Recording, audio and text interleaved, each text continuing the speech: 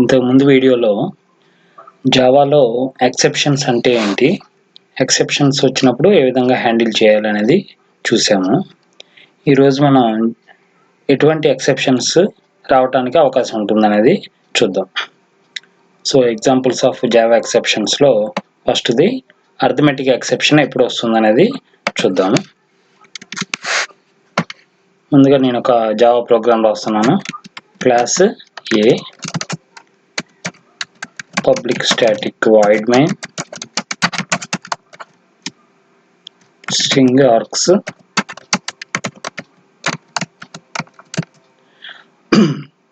ఇక్కడ arithmetic exception రావడం కోసం అనేసి నేను 2 ఇంటీజర్ వేరియబుల్స్ తీసుకున్నాను. Into a equal to some 12 అని తీసుకుంటున్నాను, b ఈక్వల్ టు 0 అని తీసుకున్నాను.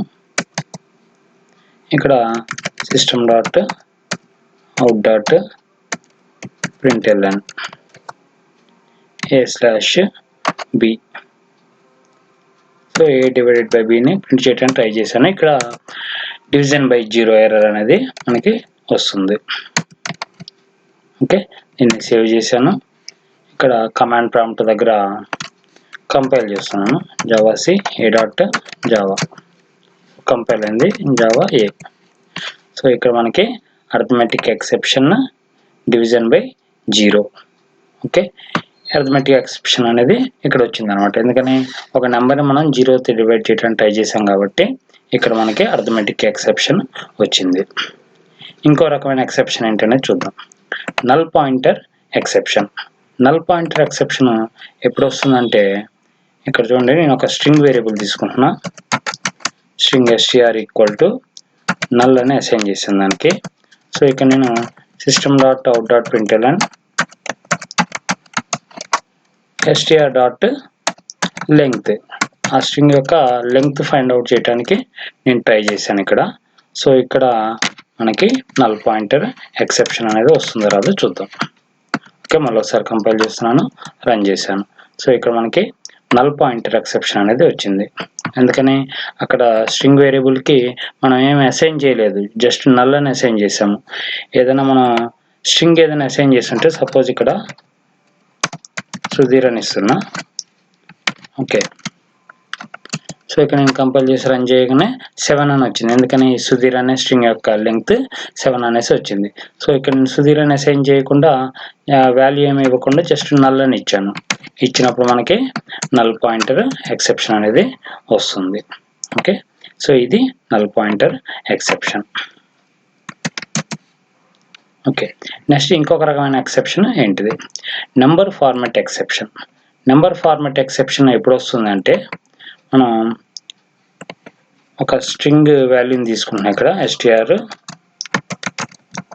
సుధీర్ అని తీసుకున్నాను. ఓకే, ఈ స్ట్రింగ్ వాల్యూని నేను ఇంటీజర్ కన్వర్ట్ చేయడానికి ట్రై చేశాను. Integer dot parse int of str. So integer convert చేయడానికి ట్రై చేసినప్పుడు మనకి ఏ విధమైన ఎక్సెప్షన్ వస్తుందో చూద్దాం ఇక్కడ. సో కంపైల్ చేశాను, రన్ చేసినప్పుడు నంబర్ ఫార్మాట్ ఎక్సెప్షన్. సో ఇక్కడ నంబర్ ఫార్మాట్ ఎక్సెప్షన్ అనేది వచ్చింది. ఎందుకని స్ట్రింగ్ని మనం అంటే టెక్స్ట్ రూపంలో ఉండే డేటాని ఇంటీజర్ కన్వర్ట్ చేయడానికి ట్రై చేసాము కాబట్టి నంబర్ ఫార్మాట్ ఎక్సెప్షన్ అనేది వచ్చింది. నెక్స్ట్ అరే index out of bounds exception. ఇది ఎప్పుడు వస్తుంది, మనం అరేస్ క్రియేట్ చేసేటప్పుడు అది ఎన్ని ఎలిమెంట్స్ని స్టోర్ చేయగలదు అనేది మనం ఇక్కడ ఇవ్వాల్సి ఉంటుంది. సపోజ్ ఇంట్ ARR అనేసి ఒక అరే క్రియేట్ చేస్తున్నా. New ARR of some 5 elements. Okay, ఇక్కడ నేను ARR ఆఫ్ సమ్ 10 అని ఇచ్చాను అనుకోండి, ఈక్వల్ టు సమ్ 13 అనే వాల్యూని స్టోర్ చేయాలనేసి ఇచ్చాను నేను. ఇప్పుడు ఏమవుతుందో చూద్దాం. సో కంపైల్ చేశాను, మనకి ఇక్కడ ARR డిక్లేర్ చేసే దగ్గర ఎర్రర్ వచ్చింది. న్యూ ARR కాదు, న్యూ ఇంట్ ఆఫ్ 5 అని ఇవ్వాలి. సో ఇక్కడ కంపైల్ చేస్తున్నా, ఎర్రర్ ఏం రాలేదు. రన్ చేసినప్పుడు మనకి అరే index out of bounds exception అనేది వచ్చింది. ఎందుకని మనం ఇక్కడ ఎన్ని వేరియబుల్స్ని ఎన్ని ఎలిమెంట్స్ని స్టోర్ చేయడానికి ఇచ్చాము, ఇక్కడ 5 ఎలిమెంట్స్ అంటే ఏఆర్ఆర్ ఆఫ్ 0 1 2 3 4 వరకు తీసుకుంటుంది. కానీ మనం ఇక్కడ ఏఆర్ఆర్ ఆఫ్ 10 అనే దానికి వాల్యూ అసైన్ చేయడానికి ట్రై చేసాం కాబట్టి మనకి ఇక్కడ అరే index out of bounds exception అనేది వచ్చింది. Next file not found exception, ఇంకొకటి ఐఓ ఎక్సెప్షన్. ఈ రెండు మనకి ఎప్పుడు రావడానికి అవకాశం ఉంటుందో ఇక్కడ మనం చూద్దాం. File not found exception, IO exception. So file నుంచి మనం డేటాను రీడ్ చేయడం ట్రై చేస్తాం కాబట్టి import Java dot IO dot star అనేది ఇంపోర్ట్ చేసుకుందాం. ఇక్కడ ఒక ఫైల్ పాయింటర్ అనేది నేను తీసుకుంటున్నాను. సో ఈ 2 లైన్స్ని తీసేస్తున్నాను. ఓకే, ఒక file pointer file fp equal to new file abc.txt అని ఇస్తున్నాను. ఓకే, నెక్స్ట్ ఫైల్ నుంచి డేటాను రీడ్ చేయడానికి file input stream FIS equal to new file input stream. Okay, of ఇందాక మనం క్రియేట్ చేసిన ఫైల్ పాయింటర్ fp అని తీసుకున్నాము. Next FIS dot read.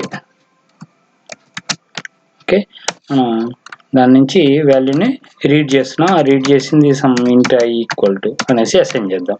Okay, read చేసిన క్యారెక్టర్ అనేది i అనే ఇంటీజర్ వేరియబుల్లో స్టోర్ అవుతుంది.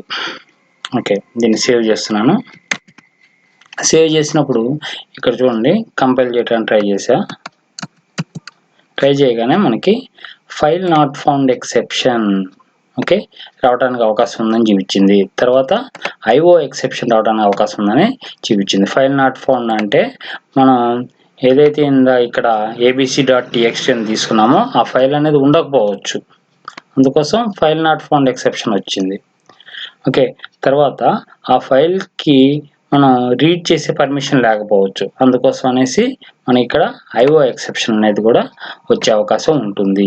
సో అది file not found and IO exceptions. File not found ఎప్పుడు వస్తుంది, మనం ఇక్కడ ఏదైతే ఫైల్ని మనం ఇక్కడ తీసుకుందామని ట్రై చేసామో ఆ ఫైల్ అనేది ఉండకపోవచ్చు. అక్కడ మనం మెన్షన్ చేసిన పాత్లో ఆ abc.txt అనేది లేకపోతే ఫైల్ నాట్ ఫౌండ్ అని వస్తుంది.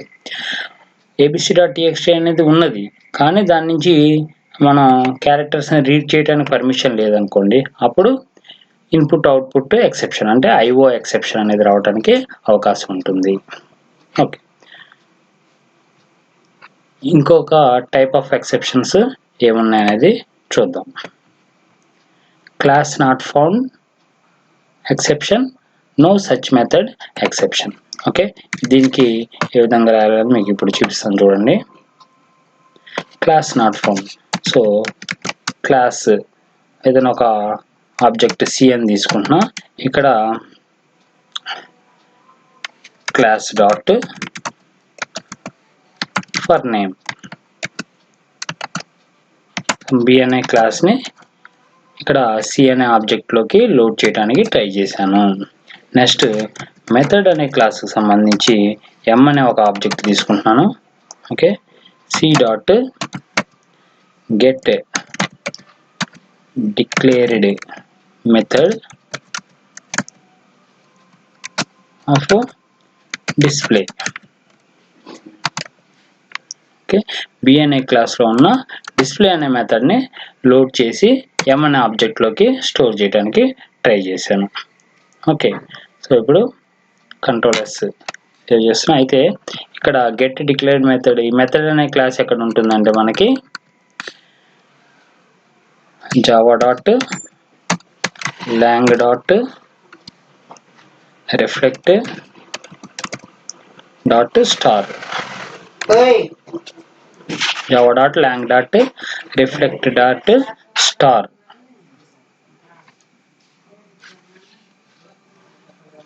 అన్న దాంట్లో ఉంటుంది. So java.lang.reflect.star. సో అది కూడా నేను ఇంపోర్ట్ చేశాను. ఇక్కడ ఇంపోర్ట్ చేసిన తర్వాత దీన్ని ఒకసారి సేవ్ చేస్తున్నా. సేవ్ చేసిన తర్వాత ఇక్కడ నేను కంపైల్ చేస్తున్నా. సో కంపైల్ చేసినప్పుడు మనకి క్లాస్ నాట్ ఫౌండ్ ఎక్సెప్షన్ అనేది రావడానికి అవకాశం ఉందని చూపిస్తుంది. తర్వాత నో సచ్ మెథడ్ ఎక్సెప్షన్ కూడా రావడానికి అవకాశం ఉంటుందని చూపిస్తుంది. అంటే సపోజ్ బి అనే క్లాస్ను లోడ్ చేయడానికి ట్రై చేశా, అది ఆ క్లాస్ ఉండొచ్చు ఉండకపోవచ్చు, అప్పుడు క్లాస్ నాట్ ఫౌండ్ అని వస్తుంది. బి అనే క్లాస్ ఉంది కానీ దాంట్లో డిస్ప్లే అనే మెథడ్ లేదనుకోండి, అప్పుడు నో సచ్ మెథడ్ ఎక్సెప్షన్ అనేది వస్తుంది. సో అవి మనకి different types of exceptions.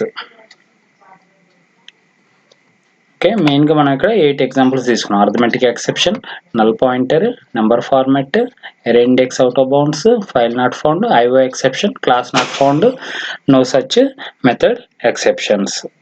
Okay, thank you.